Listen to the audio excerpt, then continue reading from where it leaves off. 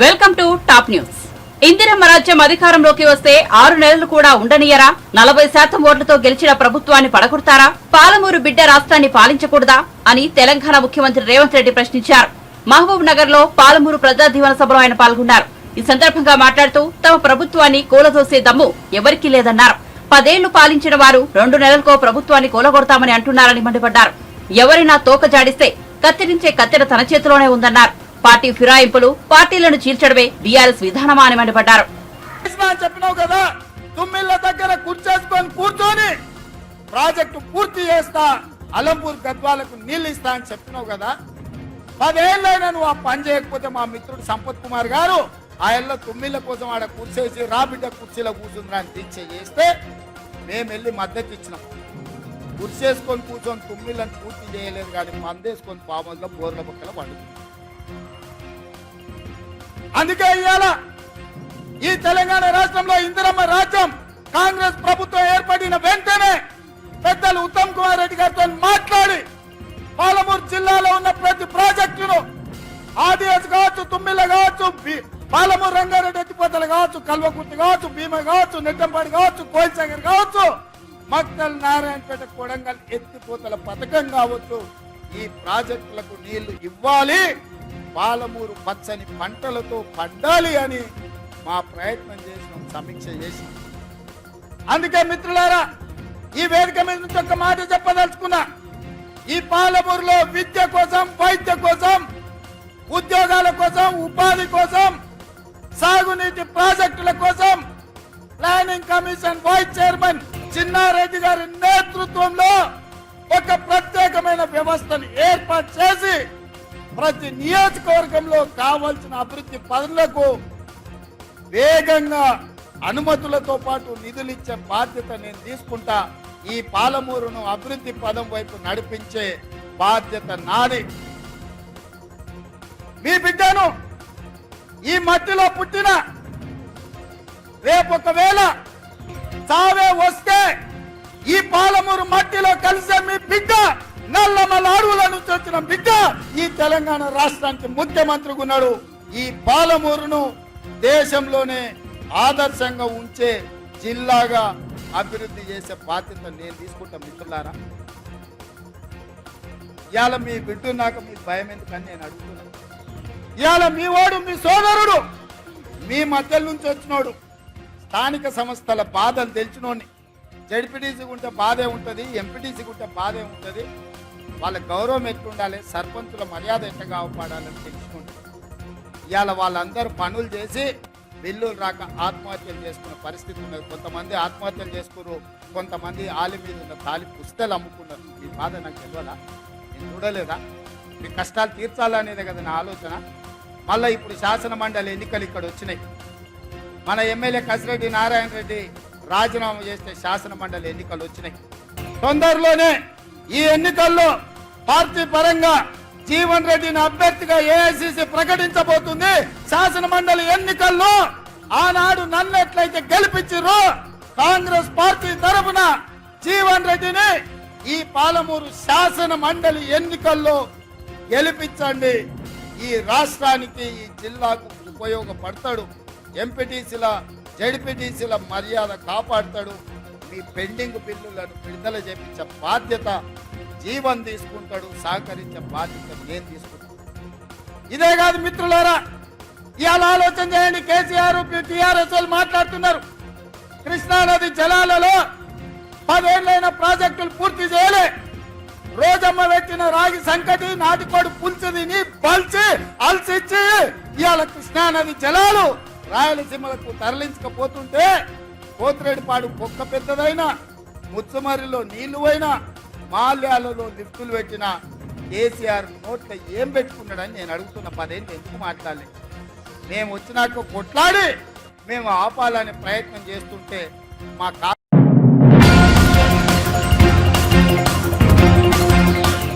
TDP అధినేత నారా చంద్రబాబు నాయుడు వచ్చే assembly ఎన్నికలపై కసరత్తు ముమ్మరం చేశారు. దీనిలో భాగంగా తాజాగా బాబు ఢిల్లీ పర్యటన ఖరారైంది. చంద్రబాబు గురువారం ఢిల్లీ వెళ్లనున్నారు. బీజేపీతో సార్వత్రిక ఎన్నికలలో పొత్తు విషయమై ఢిల్లీలో కీలక చర్చలు జరపనున్నారు. ఇక బుధవారం ఉదయం జనసేన పార్టీ అధ్యక్షుడు పవన్ కళ్యాణ్ తో చంద్రబాబు భేటీ అయిన విషయం తెలిసిందే. సుమారు గంటన్నర పాటు ఈ సమావేశం జరిగింది. ఇందులో ఢిల్లీ అంశాలతో పాటు రెండో ఉమ్మడి జాబితాలోని అభ్యర్థుల విషయమై కూడా ఇరువురు అధినేతలు కీలక మంతనాలు జరిపారు. మరోవైపు బుధవారం ఉదయమే ఏపీ బీజేపీ అధ్యక్షురాలు పురంధేశ్వరి, సోము వీర్రాజు ఢిల్లీ బయలుదేరి వెళ్లిన విషయం తెలిసిందే.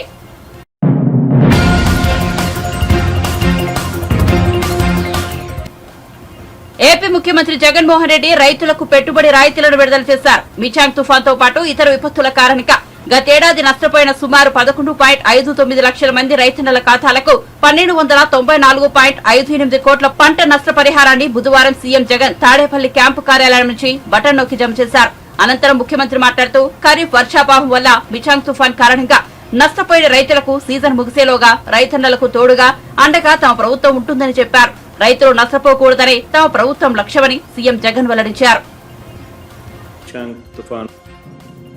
ఒకరిని కాదు అనే సమాధానమే వచ్చేది. ఎందుకనంటే ఏ రోజు కూడా అటువంటి పరిస్థితి జరగలేదు కాబట్టి. కానీ మొట్టమొదటిసారిగా పరిస్థితులు అటువంటివి మారాయి. గ్రామ స్థాయిలోనే ఆర్బీకే రావడం, గ్రామ స్థాయిలోనే సచివాలయ వ్యవస్థ రావడం, గ్రామ స్థాయిలోనే రైతన్నను చేయి పట్టుకుని నడిపించే ఒక వ్యవస్థ తోడుగా ఉంటుంది.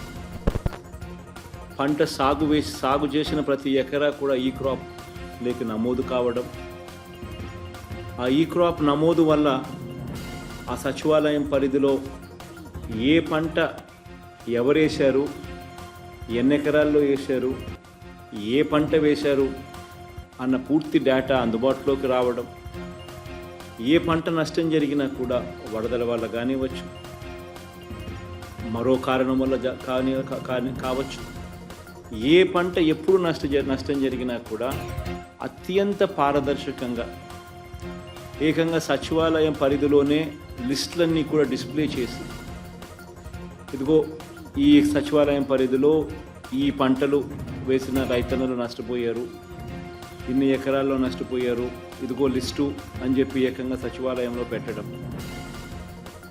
వాళ్ళ రైతులు దాన్ని చూసుకునే వెసులుబాటు వాళ్ళకు రావడం, వాళ్ళు ఒకవేళ ఇంకా ఏదైనా పొరపాట్లు ఏదైనా లిస్టులో జరిగి ఉంటే దాన్ని కరెక్షన్ చేసుకునే వెసులుబాటు కూడా వాళ్ళకు అందుబాటులోకి ఉండడం, ఇటువంటి గొప్ప వ్యవస్థ గ్రామ స్థాయిలోకి రావడం, వచ్చిన తర్వాత ఎక్కడా కూడా కరప్షన్ లేకుండా, ఎక్కడా కూడా వివక్షకు చోటు లేకుండా పూర్తి పారదర్శకంగా ఆ లిస్టు డిస్ప్లే చేసి, ఇంకా ఏదైనా పొరపాటు ఏదైనా కరెక్షన్స్ ఏదైనా ఉంటే కరెక్షన్స్ని సైతం కూడా తీసుకుంటూ, ఎటువంటి పొరపాట్లకు అవకాశం ఇవ్వకుండా, ఎటువంటి వివక్షకు తావివ్వకుండా, ఎటువంటి లంచానికి అవకాశం ఇవ్వకుండా ప్రతి రైతుకు కూడా అందాల్సిన సమయం, అందాల్సిన సహాయం అందాల్సిన సమయంలో అందిస్తా ఉండే పరిస్థితి కేవలం ఈ 55 నెలల పాలనలోనే జరుగుతూ ఉంది అని చెప్పడానికి నిజంగా ఒక రైతు పక్షపాత ప్రభుత్వంగా చాలా అంటే చాలా సంతోషపడతా ఉన్నాను, ఆనందపడతా ఉన్నాను. ఎందుకంటే ఇంతకుముందు ఎప్పుడైనా కూడా ఇలాంటిది చేయగలుగుతాము, జరగగలుగుతుంది అని చెప్పి ఎవరైనా అంటే నమ్మే పరిస్థితి లేని పరిస్థితి నుంచి ఈరోజు నమ్మకం కలిగిస్తూ ప్రభుత్వం తోడుగా ఉంటూ అడుగులు వేస్తూ ఉంది. పంట నష్టపోవడమే కాకుండా మొన్నైతే నిన్న మిచాంగ్ తుఫాన్లో నష్టపోయిన పంట నష్టపోతే రంగుమారిన ధాన్యం ఇంతకుముందు ఎప్పుడు కొనే పరిస్థితి కూడా లేదు. తడిచిన ధాన్యం, రంగుమారిన ధాన్యం కొనుగోలు చేసే పరిస్థితి కూడా ఎప్పుడూ కూడా చూడలేదు గత ప్రభుత్వంలో. అలాంటిది ఈ ప్రభుత్వంలో రైతు నష్టపోకూడదు అని చెప్పి మొట్టమొదటిసారిగా అటువంటి ధాన్యాన్ని కూడా కొనుగోలు చేసే కార్యక్రమం దిశగా అడుగులు పడ్డాయి. మొన్న మిచాంగ్ తుఫాన్లు వచ్చినప్పుడు కూడా దాదాపుగా 3,25,000 టన్నులు ధాన్యం కొనుగోలు కూడా ఇలా రంగుమారిన ఇలా తడిచిన ధాన్యం కూడా కొనుగోలు చేయడం కూడా జరిగింది. అంటే ప్రభుత్వం అన్నది అన్ని రకాలుగా రైతులకు తోడుగా ఉండడం కోసం ఉంది. అన్ని రకాలుగా అందాల్సిన సహాయం సమయానికి కరెక్ట్గా ఇస్తూ తోడుగా నిలబడుతుంది అని భరోసా మొట్టమొదటిసారిగా ఈ 55 నెలల కాలంలో కలిగించారు. ఇలా అడుగులు ముందుకు వేస్తూ ఈ రెండు విపత్తుల వల్ల, అంటే గత ఏడాది ఖరీఫ్లో వర్షాభావం వల్ల, రబీ సీజన్ ప్రారంభంలో వచ్చిన మిచాంగ్ తుఫాన్ నష్టం వల్ల, ఈ రెండు విపత్తుల వల్ల నష్టపో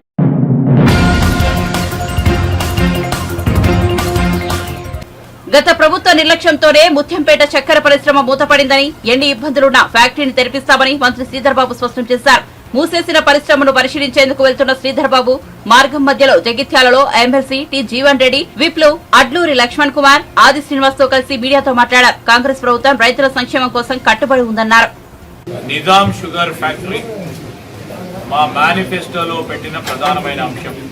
ఈ నిజాం షుగర్ ఫ్యాక్టరీకి సంబంధించి పూర్తి స్థాయిలో అధ్యయనం చేయాలి అని కమిటీని ఏర్పాటు చేసుకొని నేను కానీ పెద్దలు మా సీనియర్ మంత్రివర్గ సోదరులు దామోదర్ రాజనరసింహ గారు, అదేవిధంగా జీవన్ రెడ్డి గారు, సుదర్శన్ రెడ్డి గారు అందరూ కూడా కమిటీ సభ్యులు, అధికారులతోని అదేవిధంగా చెరుకు రైతులతోని సంప్రదించి చక్కెర ఫ్యాక్టరీకి సంబంధించిన అంశం విషయంలో సమస్యలు ఏమున్నాయి, ఆ సమస్యలను ఏ విధంగా అధిగమించాలి, ప్రభుత్వం కృత నిశ్చయంతో ఈ షుగర్ ఫ్యాక్టరీకి సంబంధించిన అంశం విషయంలో ముందుకు నడవాలని మొదటి మీటింగ్ కూడా చిత్తశుద్ధితో ఉన్న ప్రభుత్వంలో మా ముఖ్యమంత్రి గారు సమీక్షించి ముందు అడుగులు వేసినాం. ఆ క్రమంలోనే మన భోజనకు సంబంధించి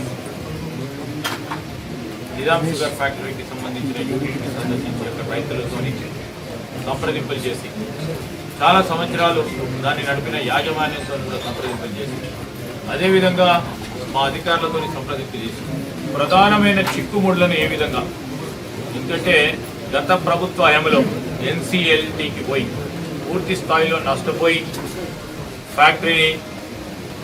ఆ ఫ్యాక్టరీకి సంబంధించి ఏ ఒక్క క్షణం కానీ ఏ ఒక్క కోణం నుంచి దీన్ని పరిష్కారం చేయాలని ఆలోచన చేయాలని ఆ ప్రభుత్వం యాజమాన్యం, అప్పుడున్న యాజమాన్యం ప్రభుత్వానికి సమన్వయం లేకపోవడం, ప్రభుత్వం కూడా ఒక ముందుకు అడిగేసి ఈ చక్కెర ఫ్యాక్టరీకి సంబంధించి దానిపై ఆధారపడి ఉన్న అనేక మంది రైతుల గురించి ఆలోచన లేకుండా ఆ యాజమాన్యాన్ని విస్మరించి, యాజమాన్యం కూడా ఎన్ని మార్లు ప్రభుత్వం దగ్గరికి వెళ్ళినా వారికి సరైన జవాబు దొరకకపోవటం, దానివల్ల పూర్తి స్థాయిలో నష్టపోయింది.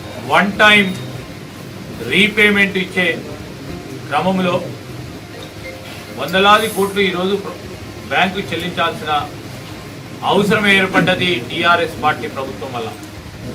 ఏ విధంగా దాన్ని అధిగమించాలి, ఏ విధంగా మళ్ళా తిరిగి పునఃప్రారంభోచన చేసి దాని ఇప్పుడున్న చక్కెర ఫ్యాక్టరీని ఇంకా విలువ ఆధారిత పరిశ్రమగా ముందుకు తీసుకెళ్లాలి. ఒక పరిశ్రమ శాఖ మంత్రిగా నేను మరి ఇక్కడ ఉన్న అనుభవజ్ఞులైన నాయకులు జీవన్ రెడ్డి గారు లాంటి వారు అందరితో కూడా సంప్రదించి తిరిగి మేము ఖచ్చితంగా చెప్తా ఉన్నాం, తప్పకుండా దీన్ని పునఃప్రారంభోత్సవం చేస్తాం. ఎట్టి పరిస్థితుల్లో ఎన్ని ఇబ్బందులు వచ్చినా, ఎన్ని సమస్యలు వచ్చినా ఆ సమస్యలు పరిష్కారం చేస్తాం. ఈరోజు రైతుల సంక్షేమమే మా ప్రధాన ధ్యేయంగా ముందుకు నడుస్తూ ఉన్నాం. అవకాశం ఇచ్చిండ్రు ప్రజలు, మార్పు పోవాలన్నారు ప్రజలు, మార్పు చూపెట్టి తీరుతాం.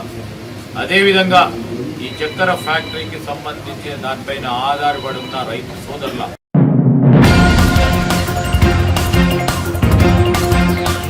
మంత్రి ఉత్తమ్ కుమార్ రెడ్డి అధికారులు సమావేశమయ్యారు. ఎన్డీఎస్ఏ కమిటీకి పూర్తిగా సహకరిస్తామని, ప్రాథమిక నివేదిక వీలైనంత త్వరగా ఇవ్వాలని కమిటీని మంత్రి ఉత్తమ్ కోరారు.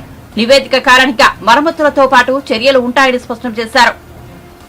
ఓకే, ఇప్పుడు ఈరోజు నేషనల్ డ్యామ్ సేఫ్టీ అథారిటీ ఒక గవర్నమెంట్ ఆఫ్ ఇండియా బాడీ, వారి ద్వారా నియమింపబడ్డ ఒక ఎక్స్పర్ట్స్ కమిటీ మా ఆహ్వానం మేరకు తెలంగాణ రావడం జరిగింది. ఈ మేడిగడ్డ, అన్నారం, సుందిల్లా బ్యారేజెస్లో జరిగిన నష్టం, దానికి కారణాలు, అది ఏం ల్యాప్సెస్ జరిగినాయి, రెస్పాన్సిబిలిటీ, ద వే ఫార్వర్డ్, ఏ విధంగా ముందుకు పోవాలని చెప్పి మ్యాండేట్తో ఎన్డీఎస్ఏ ఎక్స్పర్ట్ టీం హైదరాబాద్ రావడం జరిగింది. దేశంలో ఈ రంగంలో బ్యారేజెస్ అండ్ డ్యామ్స్ పై నిష్ణాతులు ఎక్స్పర్ట్స్ చంద్రశేఖర్ అయ్యర్ గారి నాయకత్వంలో ఈ కమిటీ వచ్చి మరి ఈరోజు ఇక్కడి నుంచి ప్రయాణమై మేడిగడ్డ బ్యారేజ్ పోవడం జరిగింది. ఇంట్రడక్టరీ మీటింగ్ వాళ్ళతో ఈరోజు జరిగింది. వాళ్ళతో మేము రిక్వెస్ట్ చేసింది ఏంటంటే, మీరు మీ ఎంక్వైరీలో మాకు ఒక ప్రాథమిక రిపోర్ట్గా కూడా మీకు ఎంత తొందరగా వీలైతే తొందరగా ఇవ్వండి. మేము నెక్స్ట్ స్టెప్స్ వే ఫార్వర్డ్కి మాకు ఒక అడ్వైస్ లాగా కూడా ఇవ్వండి అని చెప్పి వారికి కోవడం జరిగింది. వాళ్ళు ఇప్పుడు బయలుదేరిపోయారు. మేడిగడ్డ అండ్ రేపు రాత్రి వరకు అన్నారం బ్యారేజెస్ చూస్తారు, ఎల్లుండి సుందిల్ల బ్యారేజెస్. ఇంతలో వాళ్ళకి మా నుంచి ఏ ఇన్ఫర్మేషన్ కావాలన్నా ఆ ఇన్ఫర్మేషన్ ఇవ్వాలని చెప్పి అధికారులకు కూడా ఆదేశాలు ఇవ్వడం జరిగింది. మా ప్రభుత్వం ఈ కమిటీకి సంపూర్ణ సహకారం ఇస్తుందని చెప్పి కూడా నేను వాళ్ళకి చెప్పాను. అధికారులు వారితో కలిసి చేసిన సమన్వయ మీటింగ్లో ఏ అధికారి కూడా ఏ ఇన్ఫర్మేషన్ విత్హోల్డ్ చేసుకున్నా మరి కఠిన చర్యలు ఉంటాయని చెప్పి కూడా చెప్పడం జరిగింది. లెట్ us హోప్ వాళ్ళ ఇంటరీమ్ రిపోర్ట్ తొందరగా వస్తే then we will move forward. మరి తెలంగాణలో 2 రోజుల పర్యటనలో ప్రధానమంత్రి నరేంద్ర మోదీ గారు విచిత్రమైన ఆరోపణలు మా ప్రభుత్వం మీద చేయడం జరిగింది. 10 ఏళ్ల పాటు వాళ్ళు ఢిల్లీలో అధికారంలో ఉండి, ఇక్కడ బీఆర్ఎస్ ప్రభుత్వ అధికారంలో ఉండి వాళ్ళు హలై బలైతో ముందుకు పోతున్న మరి 10 years అనేక మార్లు మోదీ గారు, అమిత్ షా గారు, జేపీ నడ్డా గారు తెలంగాణకు వచ్చి కాళేశ్వరం ప్రాజెక్టు, ఏటీఎం ఇది దోపిడీ జరుగుతుంది, చాలా భారీ స్థాయిలో అవినీతి జరుగుతుందని చెప్పి అసలు ఏనాడు ఏ చర్య తీసుకోకుండా వచ్చి మళ్ళీ ఎలక్షన్స్లో మా మీద కూడా అవినీతి ఆరోపణలు చేయడం చాలా విచిత్రంగా ఉంది. అసలు మేము అధికారంలో మేము ప్రమాణ స్వీకారం చేసింది 7th December. ఈరోజు ఏం తారీఖమ్మా? ఇక 7th March కూడా కాలే, ఇంకా 3 నెలలు కూడా పూర్తి కాలేదు.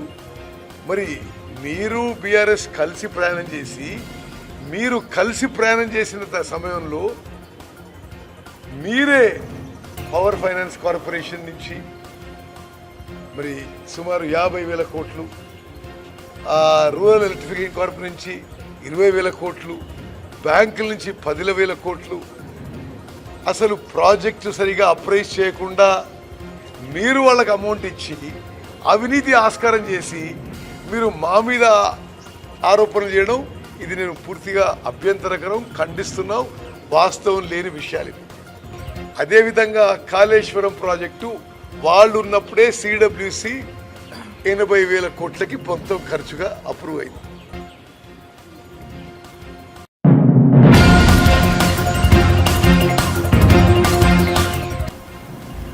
నీళ్లులేని వెలుగొండ ప్రాజెక్టులో ఉత్పత్తి ప్రారంభోత్సవాలు చేసి జాతికి అంకితం చేస్తున్నానంటున్న జగన్మోహన్ రెడ్డి మాటలు విని రైతులు నవ్వుకుంటున్నారని టీడీపీ ఎమ్మెల్సీ భూమిరెడ్డి రాంగోపాల్ రెడ్డి ఎద్దేవా చేశారు. ఏడాదిలోనే వెలుగొండను పూర్తి చేస్తారన్న జగన్ 5 ఏళ్లలో ఆ ప్రాజెక్టు ద్వారా 1 ఎకరాకు సాగునీరు, 1 గ్రామానికి త్రాగునీరు ఇచ్చింది లేదన్నారు. మంగళగిరిలోని పార్టీ జాతీయ కార్యాలయంలో బుధవారం ఆయన విలేకరులతో మాట్లాడుతూ టీడీపీ ప్రభుత్వం వెలుగొండ ప్రాజెక్టు నిర్మాణానికి 1,400 కోట్లు ఖర్చు పెడితే వైసీపీ ప్రభుత్వం కేవలం 30 కోట్లు మాత్రమే ఖర్చు పెట్టిందన్నారు. రాష్ట్ర ముఖ్యమంత్రి జగన్మోహన్ రెడ్డి గారి వ్యవహార శైలి ఏ విధంగా ఉందంటే, ఎవరికో పుట్టిన బిడ్డకు ముద్దు పెట్టి ఈ బిడ్డ నావాడనే చందంగా ఉంది. ఈరోజు ప్రకాశం జిల్లాలోని వెలిగొండ ప్రాజెక్టును జాతికి అంకితం చేయడానికి ఈరోజు వెలిగొండ ప్రాజెక్టు ప్రాంతానికి ఈరోజు పోవడం జరిగింది. ఏమాత్రం కూడా పూర్తి కాకుండా, ఏమాత్రం కూడా దానిలో నీరు నిల్వ చేయలేని పరిస్థితిలో జాతికి అంకితం చేస్తున్నారంటే జగన్మోహన్ రెడ్డి వైఖరి ఏ విధంగా ఉందో ఒకసారి రాష్ట్ర ప్రజలు అర్థం చేసుకోవాల్సిన అవసరం ఎంతైనా ఉంది. దాదాపు జగన్మోహన్ రెడ్డి గారు ముఖ్యమంత్రి కాకముందు ప్రతిపక్ష నాయకునిగా ఉన్నప్పుడు తన పాదయాత్ర సమయంలో కానీ, లేకుంటే ఆ ప్రాంతంలో ఎన్నికల ప్రచారానికి పోయినప్పుడు కానీ తాను అధికారం చేపట్టిన ఒక్క ఏడాదిలోనే వెలిగొండ ప్రాజెక్టును పూర్తి చేసి ఆ ప్రాజెక్టు ఫలాలను ప్రకాశం జిల్లా పశ్చిమ ప్రాంత రైతాంగానికి అందుబాటులోకి తీసుకొని వస్తామని చెప్పి హామీ ఇవ్వడం జరిగింది. ఇప్పటికి దాదాపు 5 సంవత్సరాలు అవుతుంది ఆయన ముఖ్యమంత్రి. ఒక్క ఎకరాకైనా సరే వెలిగొండ ప్రాజెక్టు ద్వారా సాగునీరు అందించావా, లేకపోతే ఒక్క గ్రామానికైనా కూడా త్రాగునీరు అందించావా జగన్మోహన్ రెడ్డి అని చెప్పి సూటిగా ప్రశ్నిస్తా ఉన్నా. అంతేకాకుండా తెలుగుదేశం ప్రభుత్వ హయాంలో ఈ ప్రాజెక్టుకు గాను 1450 కోట్లు ఖర్చు పెడితే మీరు అధికారంలోకి వచ్చిన 5 ఏళ్లలో మీరు ఖర్చు పెట్టింది కేవలం 958 కోట్ల మాత్రమే. కానీ ఈరోజు తానే వెలిగొండ ప్రాజెక్టును పూర్తి చేశానని చెప్పి మీసాలు మెలేస్తూ జాతికి అంకితం చేసేదానికి సిగ్గు లేదా జగన్మోహన్ రెడ్డిని ప్రశ్నిస్తా ఉన్నా. ఇంకా దాదాపు పునరావాసం కింద ఆ ప్రాంత ప్రజానీకానికి ఇంకా రిహాబిలిటేషన్ కార్యక్రమాలు చేపట్టాల్సి ఉండగా వాటిని ఏమాత్రం కూడా పూర్తి చేయకోకుండా ఈరోజు ఆ ప్రాంత రైతాంగం, ఆ ప్రాంత ప్రజలు అయ్యా మాకు పునరావాసాన్ని కార్యక్రమాలను పూర్తి చేయండి అని చెప్పి వినతి పత్రం ఇవ్వడానికి ప్రయత్నం చేస్తే ఈరోజు రైతులు ఎవరిని కూడా ఈ కార్యక్రమానికి జాతికి అంకితం చేసే కార్యక్రమానికి రాకుండా అడ్డుకుంటున్నారంటే రైతాంగం మీద ఎంత ప్రేమ ఉందో, ఈ వెలిగొండ ప్రాజెక్టు మీద ఎంత బాధ్యత ఉందో ఒకసారి రాష్ట్ర ప్రజానీకం ఆలోచించుకోవాలని చెప్పి విజ్ఞప్తి చేస్తున్నా. ఈ వెలిగొండ ప్రాజెక్టు ద్వారా లబ్ధి పొందేది రైతాంగం. ఆ రైతులని ఆ ప్రాజెక్టు సందర్శనకు రావద్దు, ఆ కార్యక్రమానికి రావద్దని చెప్పి పోలీసులు నిర్బంధించడము, వారందరికీ కూడా రైతాంగానికి అంతా కూడా నోటీసులు ఇచ్చి మీరు ఇళ్ల వద్దనే ఉండాలి, లేకపోతే మిమ్మల్ని పోలీస్ స్టేషన్లో కూర్చోబెట్టాల్సింది, సిగ్గు ఎగ్గు లేకుండా ఈ కార్యక్రమానికి శ్రీకారం చుట్టారంటే రైతాంగం పైన ఎంత ప్రేమ ఉందో ఒకసారి ఆలోచించాలని చెప్పి విజ్ఞప్తి చేస్తాను. ఇంకా దాదాపు 7,000 మంది నిర్వాసితులకు, అంటే దాదాపు 11 ముంపు గ్రామాల ప్రజలకు 1,500 కోట్లుగా పునరావాసాన్ని డబ్బులు ఇవ్వాల్సి ఉంది. దాదాపు 7,000 మందిని ఇంకా అలాగే ఉన్నారు కాబట్టే ఈరోజు వెలిగొండ ప్రాజెక్టులో ఒక చుక్క నీరు కూడా మనము నింపలేని దారుణమైన దుస్థితి ఈరోజు ఆ ప్రాంతంలో ఉంది. అంతేకాకుండా నిర్వాసితులకు పరిహారం లేదు, అంతేకాకుండా రిమిట్మెంట్ లేదు, డిస్ట్రిబ్యూటరీ కాలువలు లేవు, వంతెనల పనులు అసంపూర్తిగా ఉన్నాయి, ఇంకా పనులు అనేకం ఉన్నా కూడా వాటన్నిటిని పూర్తి చేయకోకుండా ఈరోజు జాతికి అంకితం చేస్తున్నారంటే కేవలం మరో 40 రోజుల్లో ఎన్నికలు ఉన్నాయి కాబట్టి జాతికి అంకితం చేశానని చెప్పి మీరు ఒక షో నిర్వహిస్తే ప్రకాశం జిల్లాలోని రైతాంగం అంతా కూడా నాకు ఓట్లు వేస్తారని అనుకోవడం మీ భ్రమ జగన్మోహన్ రెడ్డి. వాస్తవం ఏదో, అవాస్తవం ఏదో, నిజమేదో, అబద్ధమేదో తెలుసుకోలేని దుస్థితిలో రైతాంగం ఉన్నారని మీరు భ్రమలో ఉండడం చాలా తప్పు జగన్మోహన్ రెడ్డి. ఖచ్చితంగా మీ నిర్వాకాన్ని వచ్చే ఎన్నికల్లో వెలిగొండ ప్రాంత బాధిత రైతాంగమంతా, నీ బాధిత రైతాంగమంతా ఖచ్చితంగా సరైన తీర్పునిస్తారు జగన్మోహన్ రెడ్డి అని చెప్పి సందర్భంగా హెచ్చరిస్తా ఉన్నా. కేవలం చంద్రబాబు నాయుడు గారు తన 5 ఏళ్ల పరిపాలనలో వెలిగొండ ప్రాజెక్టును ఒక ప్రాధాన్యత ప్రాజెక్టుగా చేపట్టి పెద్ద ఎత్తున ప్రతి నెల దాని మీద సమీక్షలు నిర్వహించి దాదాపు 1,450 కోట్ల రూపాయలు ఖర్చు చేసి సొరంగాలను పూర్తి చేయడం జరిగింది. ఆ సొరంగాలను దాదాపు 10% పనులు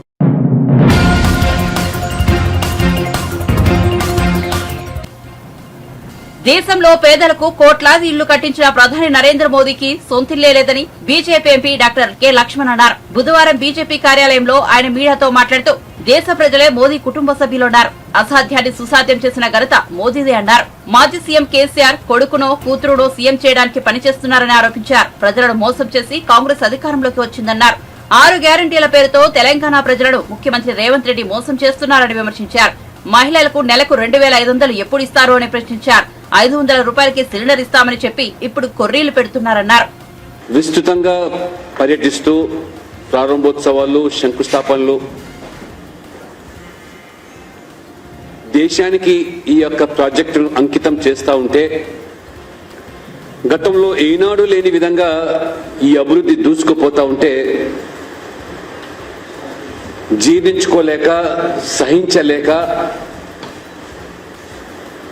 విపక్ష పార్టీలు,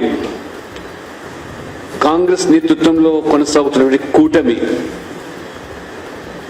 మోదీజీ గారిని వ్యక్తిగతమైనటువంటి దూషణలకు పాల్పడుతూ వారి యొక్క దిగజారుడు రాజకీయాలకు పరాకాష్ఠగా మారుతూ ఉన్నది. మోదీజీ ఒక కుటుంబం లేని వ్యక్తి అని ఎగతాళి చేసే వాళ్లకు ఈరోజు దేశ ప్రజలే సమాధానం చెప్తా ఉన్నారు. ఎక్కడికి వెళ్ళినా ఇవాళ మోదీ గారిని బ్రహ్మరథం పడుతూ మోదీమయంగా దేశమంతా కూడా వ్యాప్తి చెందడము, ఈ అవినీతి, బంధుప్రీతి, ఈ మైనార్టీ బుజ్జగింపు రాజకీయాల్లో మునిగిపోయినటువంటి కాంగ్రెస్తో సహా విపక్ష నేతలందరూ కూడా తీవ్ర ఆందోళనకు గురవుతున్నారు. వాళ్ళ కుటుంబ రాజకీయాలు, వారసత్వ రాజకీయాలు, అవినీతిని ఎండగడుతున్నందుకే మోదీకి కుటుంబం లేదంటూ విమర్శలు చేస్తా ఉన్నారు. 140 కోట్ల భారతీయులందరూ కూడా మోదీ కుటుంబంగానే భావిస్తూ, నరేంద్ర మోడీ గారు సైతం కూడా ఈ దేశమే నా కుటుంబము, ఈ దేశ ప్రజలందరూ కూడా నా కుటుంబ సభ్యులని చెప్పి వారు పేద వర్గాలకు, బలహీన వర్గాలకు, బడుగు వర్గాలకు, మహిళలకు, రైతులకు, యువతకు అన్ని రంగాల్లో కూడా పెద్దపీట వేస్తూ ప్రతి పేద వ్యక్తి నా కుటుంబంగా భావించి ఎవరూ లేని వారికి మోదీయే అండగా నిలబడుతూ ఈరోజు మేరా భారత్ మేరా పరివార్ అనేటువంటి భావనతో మోదీ గారు జీవిస్తూ ఉంటే, ప్రతి క్షణం కూడా ప్రజలకు సేవ చేసేందుకు తన జీవితం అంతా కూడా అర్పితం చేసి దేశవ్యాప్తంగా 4 కోట్ల మంది పేదలకు ఇల్లు కట్టిస్తే సొంత ఇల్లు లేనటువంటి ప్రధానమంత్రి మోదీ గారు నా కోసం అంటూ వ్యక్తిగతంగా ఏది కూడా ఆశించకుండా దేశ ప్రజల కలలే నా ఆశయాలు, వాటిని నెరవేర్చడం కోసం నిరంతరం